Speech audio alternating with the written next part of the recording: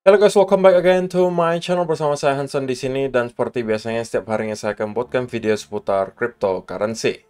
Apa kabar kalian hari ini semuanya? Semoga dalam keadaan yang baik-baik saja. Di video hari ini kita bakal membahas kira-kira apa sih yang membuat market sepertinya belum pengen gitu ya untuk melakukan pergerakan besar berikutnya. Kemudian kira-kira apa yang bisa kita expect untuk beberapa waktu mendatang secara price action. Dan ada beberapa berita penting yang muncul pada hari ini. Kalau misalkan tertarik, stay tune terus sampai akhir video. Kita akan langsung bakalan mulai dari CoinMarketCap terlebih dahulu. Per hari ini secara global market cap crypto berada di angka 1,19 triliun dolar atau naik sekitar 0,96%. Nah, di top 10 coin sendiri sebenarnya dominan juga berwarna hijau, kenaikannya ranging antara 0, sekian persen hingga kurang lebih 5%. Dan jarang-jarang kita melihat BNB sebagai top performer, sudah lama banget. Kali ini dia kembali menjadi top performer dengan kenaikan 5,62% menuju 247 dolar. So, itu adalah outlook sementara dari beberapa top coin yang ada. Sekarang kita langsung aja masuk ke data dan berita terbaru hari ini. Nah, headline utama yang satu ini, teman-teman, kembali menggambarkan bahwa kalau misalnya kita berada di negara tertentu, Bitcoin sudah sepertinya menjalankan tugasnya sebagai alat untuk memprotek daya beli. Kali ini datangnya dari Egypt. Struggles with skyrocketing inflation and depreciating currency, while Bitcoin nears record high in the country. Jadi, setelah kemarin kita melihat inflasi atau hyperinflasi di beberapa negara seperti contohnya Argentina, kali ini kita juga melihat yang baru, teman-teman. Datangnya dari Mesir. Karena mereka sedang menghadapi inflasi yang luar biasa tinggi dan mata uang mereka yang terus mengalami pelemahan. Jika kita melihat harga Bitcoin, kalau dibandingkan dengan pound Egyptian atau mata uang di Mesir, maka kita bisa melihat bahwa Bitcoin sekarang harganya kembali di all-time high. Oke, jadi kalau misalnya teman-teman yang berada di Mesir, kalau misalnya memegang fiat dari tahun 2021 hingga sekarang, kemungkinan daya belinya itu jauh berkurang karena inflasi sedang meroket tinggi, sedangkan untuk mata uangnya itu mengalami pelemahan. Tetapi jika kalian mempunyai yang namanya Bitcoin, oke, at least kalian memprotek daya beli kalian. Karena kenapa? Karena sekarang kita melihat Bitcoin juga udah kembali ke all-time high-nya. Nah, kalau kita yang berada di Indonesia mungkin sampai sekarang belum merasakan sesuatu yang mungkin terlalu signifikan untuk soal memprotek daya beli. Gitu ya. Kalau misalnya kita berbicara soal konteksnya Bitcoin. Artinya kalau untuk sekarang kita masih melihat mata uang kita itu stabil, rupiah itu stabil. Jika kita bandingkan dengan US dollar gitu ya, pergerakannya ya ranging 14.000, 15.000, 14.000, 15.000. Tapi kalau di negara-negara seperti Egypt atau Mesir, Argentina, Turki, itu dalam beberapa waktu belakangan itu terus mengalami pelemahan mata uangnya. Jadi kalau misalnya mereka terus memegang uang fiat dan tidak mencoba untuk menginvestasikan uang fiat tersebut ke aset-aset yang bisa memprotek daya belinya, maka mereka itu seperti dicuri secara pelan-pelan gitu. Artinya dimiskinkan secara pelan-pelan. Inflasi terus-menerus naik, daya belinya berkurang. Sehingga ini sekali lagi teman-teman, adalah contoh yang sangat real terjadi. Di mana Bitcoin akhirnya bisa dijadikan sebagai salah satu tempat diversifikasi untuk teman-teman yang mau memprotek daya beli. Kalau dulu kan mungkin cuma gold atau emas gitu. Kali ini ada pilihan versi digitalnya, yaitu adalah Bitcoin. Yang mungkin kalau sekarang ya kalian belum merasakan apapun karena mata uang kita masih stabil pergerakannya. Tapi kalau misalnya sewaktu-waktu ini amit-amit teman-teman. Kalau misalnya ada hyperinflation, terus juga ada penurunan atau pelemahan mata uang rupiah, maka kalau hal tersebut terjadi, kalian kemungkinan baru akan merasakan, waduh, kenapa kemarin nggak mencoba di Bitcoin ya? Gitu loh. Oke, jadi itu adalah yang pertama. Kemudian yang kedua, ini ada sebuah video yang cukup menarik. Ini adalah wawancara CNBC dengan salah satu mantan ketua dari SEC. Yang tentunya menentukan teman-teman, apakah spot Bitcoin ETF itu bakalan di-approve atau tidak. Tapi ini adalah mantan ketua SEC. Kalau sekarang kan si Gary Gensler gitu. Nah, ini adalah yang dia sampaikan. Kita coba dengar. And they say no to a spot ETF. Well, how much longer? Well, it goes to that issue. I think that when the SEC approved the futures-based ETF, they said, let's look at the futures market. We see the surveillance, we see the protections in that market for the end investor that are sufficient. We don't see them in the spot market, so we're going to make that distinction. I think what the institutions are arguing is that those distinctions have gone away, and now the spot product is actually less drag, more efficient for the investor.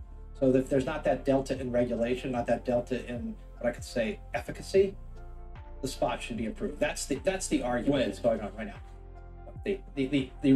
Oke, jadi intinya tadi sudah kalian dengar bahwa ini menurut dari mantan ketua SEC bahwa harusnya menurut dia spot Bitcoin ETF itu bakalan di-approve. Harusnya, teman-teman. Karena yang sekarang masih dipermasalahkan adalah soal surveillance. Ya, intinya gitu ya, SEC mau data sebanyak-banyaknya seputaran transaksi di Bitcoin, di spot, supaya mereka bisa yakin bahwa tidak ada manipulasi yang terjadi di sana. Jadi harus transparan lah pada intinya.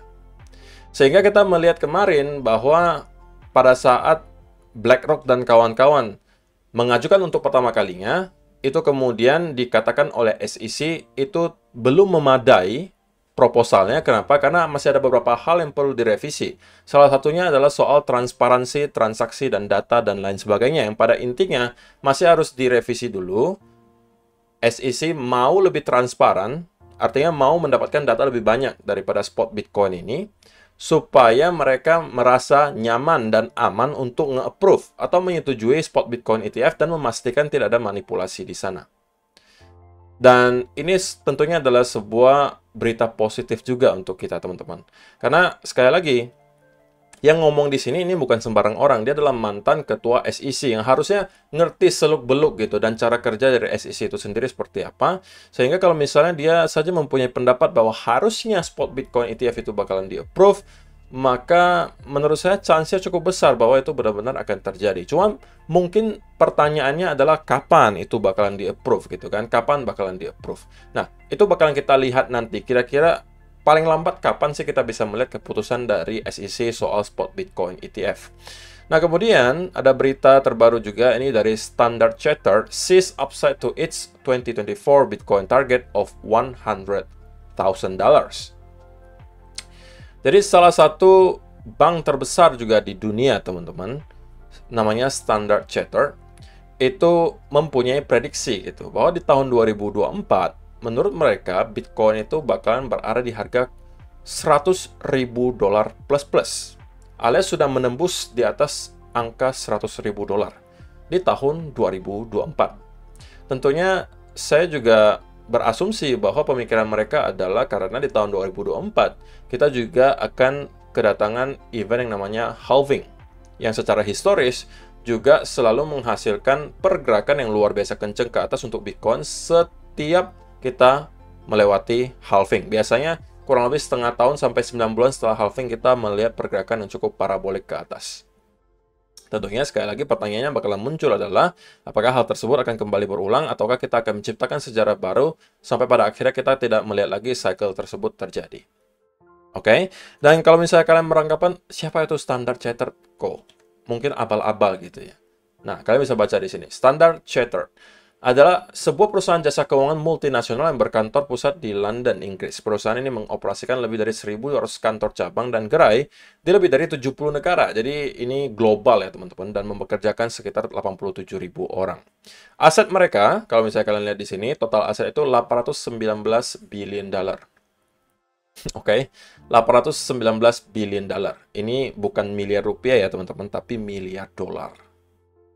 Jadi ini juga bukan sebuah bank yang kecil, bukan perusahaan kecil. Dan mereka tidak mungkin serta-merta memberikan semacam prediksi tanpa analisa terlebih dahulu. Ya walaupun saya pribadi juga ya tidak terlalu pusing ya apa yang mau mereka katakan. Sekali lagi kita nggak mau terlalu mendengar apa yang mereka ini katakan, tapi kita mau melihat apa yang mereka lakukan. Oke, yang kita lihat belakangan, apa yang mau para institusi besar lakukan itu adalah mereka berebut untuk membuka spot Bitcoin ETF. Bagi saya itu adalah sebuah gestur yang menunjukkan bahwa mereka juga takut untuk ketinggalan kereta, teman-teman. Oke, dan berkaitan juga dengan yang tadi kita bahas, kira-kira kapan sih kita bisa melihat ada keputusan dari SEC? Nah, ini ada datanya, teman-teman. Final deadline atau waktu paling lambat bagi SEC untuk memberikan keputusan itu nanti ada di tahun 2024 rata-rata. Oke, kalian bisa lihat di sini. Sedangkan untuk yang ARK di sini 21 shares itu di akhir tahun ini, tahun 2023, tanggal 27 Desember itu adalah deadline-nya. Tetapi sisanya itu maksimal akan diberikan keputusannya itu di bulan Maret 2024. Dan ada sesuatu yang bisa aja merupakan kebetulan, tapi juga bisa jadi bukan kebetulan, teman-teman. Katanya Will Clemente, last Bitcoin ETF decision deadline adalah di tanggal 19 Maret 2024. Dan Bitcoin halving estimate atau perkiraan halving Bitcoin itu di bulan April tanggal 16. Jadi hanya terpaut kurang lebih sebulan dari halving. Apakah itu hanya kebetulan? Who knows? Tapi itulah faktanya, bahwa deadline SEC untuk memberikan keputusan soal beberapa pengajuan spot Bitcoin ETF ini ada di bulan Maret 2024. Jadi kalau misalnya kita hitung kurang lebih setengah tahun, kalau sekarang kita bulan apa? Bulan Juli, Agustus, September, Oktober, November, Desember, Januari, Februari, March. Jadi kurang lebih 8 bulan. Dari sekarang itu adalah waktu paling lambat bagi SEC untuk memberikan keputusannya. Tentunya tidak wajib ya teman-teman, tidak wajib sampai tahun 2024, tapi itu adalah waktu paling lambatnya. Karena untuk SEC next deadline-nya itu ada di bulan September tanggal 2, 1, dan juga 6. Rata-rata di situ. Artinya di tanggal tersebut kita juga bisa aja melihat SEC kembali memberikan semacam clue gitu. Antara mereka sudah memberikan keputusan atau mereka masih harus mengatakan bahwa kami masih perlu waktu gitu. Antara dua saja. Antara mereka approve atau mereka decline misalnya atau menolak, atau mereka masih mengatakan kami masih perlu waktu. 3. Sebelum kalau sampai udah di tahun 2024 bulan Maret di sini, nah kalau yang di sini tidak ada lagi pilihan untuk mengatakan kami masih memerlukan waktu, tapi mereka sudah harus memberikan keputusan antara di approve atau di decline. Sekali lagi saya minta opini kalian, mungkin kira-kira menurut kalian gitu ya, apakah spot Bitcoin ETF ini bakalan di-approve? Ataukah lagi-lagi kita akan melihat dia di-deny atau ditolak semuanya?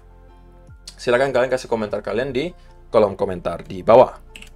Oke, sekarang kita langsung aja masuk ke chartnya Bitcoin. Dan saya pengen mulai dari langsung 4-hour chart saja, teman-teman. Nah, yang bisa kita lihat di sini adalah sesuatu yang juga sudah saya sampaikan di video kemarin, yaitu adalah market maker seneng banget kalau misalnya kita sedang berada di fase sideways seperti ini. Kenapa?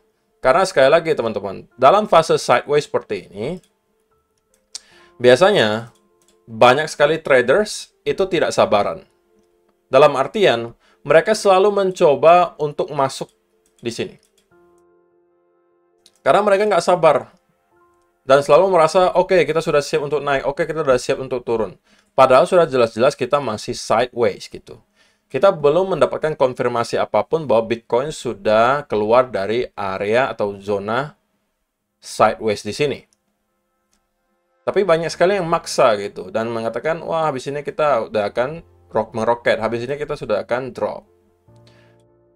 Dan saya tidak mengatakan bahwa kalian kalau trading di sekitaran area range di sini itu salah. Tidak, teman-teman. Boleh-boleh sah-sah saja, tetapi menurut saya kebanyakan orang itu tidak mengerti cara memanage posisinya ketika trading dalam keadaan sideways seperti ini. Dan mereka tidak tahu bahwa trading dalam keadaan sideways seperti ini adalah yang paling sulit untuk dilakukan. Yang pertama, sudah jelas-jelas kalau kalian trading dalam keadaan sideways, risk to reward ratio itu tidak akan baik. Yang kedua, kalian tahu bahwa pergerakan ketika sideways itu bisa bolak-balik dalam keadaan yang sangat cepat. Sehingga kalau teman-teman misalnya buy di sini, katakanlah, kalian misalnya katakan breakout gitu ya, kalian buy misalnya. Kalau kalian tidak pantau dengan cermat, dan misalnya sell atau menutup posisi atau minimal menggeser stop loss-nya ke sini, ke entry misalnya, kalian bisa dalam waktu yang singkat berada dalam keadaan loss atau bahkan terkena stop loss kalian. Lalu kalian bilang lagi, kok ini udah breakdown juga, saya mau sell gitu kan, sell. Tidak salah dong, karena ada breakdown. Tapi, yang cuma mau saya sampaikan adalah kalau kalian trading dalam keadaan sideways seperti ini, kalian itu nggak boleh terlalu terlena gitu. Artinya kalian harus sigap. Kalau misalnya memang sudah ada perubahan dari segi patternnya di sini, atau misalnya kalian melihat bahwa dia sudah kembali reverse, kalian sudah harus secepatnya mengambil keputusan antara kalian meng-close posisi tersebut dalam keadaan profit sedikit, atau kalian sudah menggeser stop loss-nya ke arah entry. Karena kalau tidak, ya kalian bisa lagi-lagi terkena manipulasi di sini. Sehingga saya sampaikan teman-teman bahwa dalam keadaan sideways seperti ini memang tidak ideal untuk semua orang untuk memaksakan trade. Minimal tunggulah Bitcoin memutuskan maunya kemana sih habis ini gitu loh. Kita sekarang itu masih sideways, ranging di sekitaran area di sini.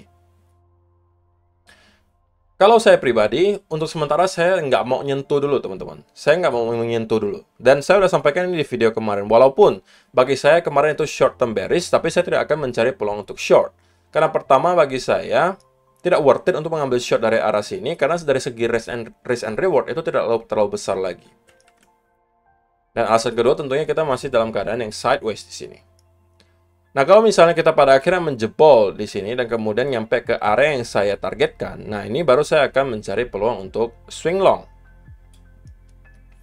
Atau senario kedua, antara kita sudah menyelesaikan koreksi di sini dan tidak lagi akan nyampe ke area ini, dan sudah selesai koreksi dan pengen melanjutkan kenaikan ke atas, maka yang saya pengen lihat adalah Bitcoin untuk mampu breakout dengan momentum, disertai dengan volume.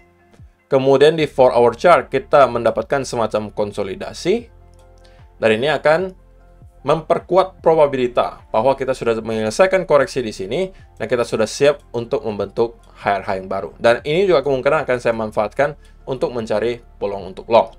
Tetapi sebelum kedua hal tersebut terjadi, ya udah saya males gitu teman-teman untuk mencoba atau memaksakan trading di sekitaran area range di sini. Jadi saya skip dulu. Kecuali memang ada benar-benar setup yang menarik gitu. Misalnya kita nyampe ke area bottom di sini dan kemudian dapatkan lagi double bottom dan kemudian kita mencoba untuk scalp di sini, atau kita nyampe lagi ke atas dan kemudian mendapatkan ada reversal pattern lagi. Ya itu oke lah, sesekali kita scalping. Tapi kalau di area pertengahan seperti ini, saya mungkin akan skip terlebih dahulu dan saya juga sarankan teman-teman mungkin untuk stay away from the market terlebih dahulu.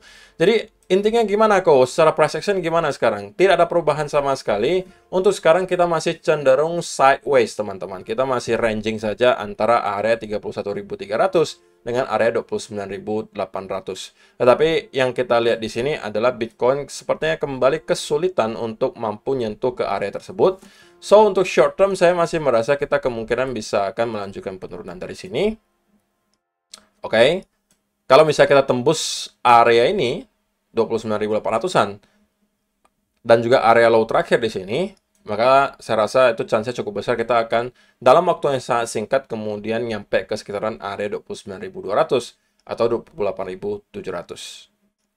Oke, baru dari sana saya rasa kita akan start untuk kembali reverse. Jadi untuk senario utamanya saya rasa masih tidak berbeda dengan yang beberapa kali saya sampaikan sebelumnya.